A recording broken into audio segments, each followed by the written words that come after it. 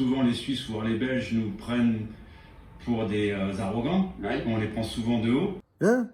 Ah mais non! Ah mais pas du tout! Il n'y a aucune raison. Non, vous ne prenez pas de haut.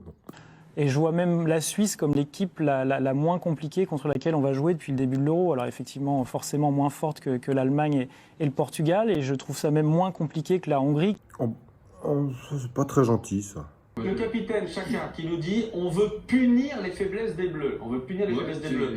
Et qui ajoute la Suisse, ce soir, est prête à écrire l'histoire. Ouais, mais bon, c'est le genre de déclaration, on est prêt à écrire l'histoire, quoi que ce soit. Ben, imagine, peut-être tu vas prendre 10-0 aujourd'hui. Tu vois. Ah ouais, 10-0. Ouh, ça aurait fait mal. Seferovic, une superbe saison. Mais avec la Nati, il n'existe pas vraiment. Inexistant, le mec. Si jamais l'équipe suisse joue de manière extrêmement offensive, alors je pense, pardonnez-moi l'expression, que ce sont des ânes.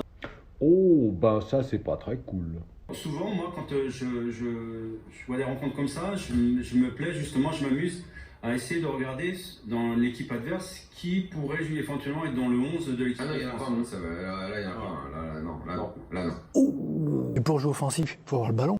oui. Il faut avoir des joueurs aussi.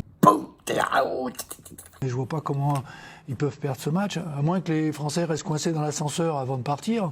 Non, c'est pas arrogant, ça. En plus, les défenseurs suisses sont pas des spécialistes du sprint non plus. Et je pense... Si dans une soirée, vous avez envie de faire rire les potes, n'hésitez pas. Hein. Les Suisses ne sont pas des spécialistes du sprint. Ça marche tout de suite, tout le monde éclate de rire.